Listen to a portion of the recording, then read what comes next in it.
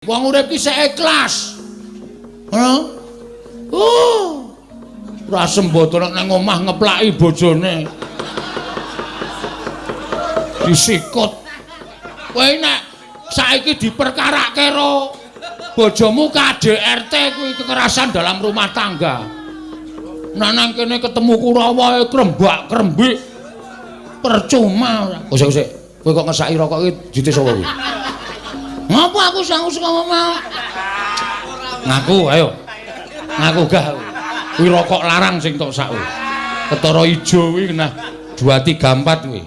Kowe salawase ra tau tuku iso ra tau tuku iso tuku rokok larang kok ngesak rokok larang. Giri lusi. Jalma tan kena kinira. Wes kowe mesti nyolong kowe. Truk. Tak antel lho. Arep aku rupane elek ngene iki aku ki ora tau colong jupo. Ha kok ndirokok enak. Wong ki goe piye? Lah kowe juga dadi colong ndi? Aku diparingi Ndara Kresna. Kae pira?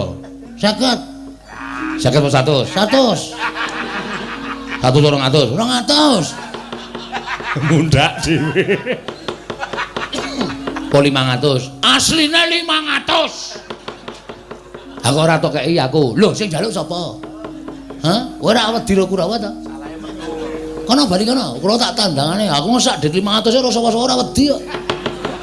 Lho kok perkara ngesak dit 500 kok ora sapa-sapa ora wedi. Cah kendel ngene iki. Sing penting desangu. Ana mulai kono tak tandangane Kurawa. Iki piye le terusan? Nah, iki perkara kowe engko ndit aku jajake ya. Oke, siap. Aku wae lho. Ya. Kowe nganggere kowe mlebu angkringan, aku ya mlebu, ning aku sik sing mlebu. Oh iya. Kowe ning njaba sik. Oh iya. Terus nek takoni bakule, aku wis mangan sik wareg, aku metu. Heeh, terus kowe mlebu kok ndak sesak nggone. Oh iya, heeh. Aku nek ditakoni sik bayar sapa? Sing ngomong nek sik bayar aku. Oh.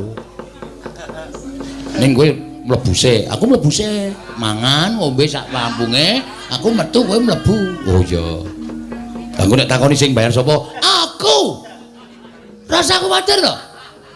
Kowe nang kono apa lunga? Ah genah lunga. Anten aku kepruki bakule, wis dadi sistem. Wis saiki kok nganggo sistem terus to, Gong ora?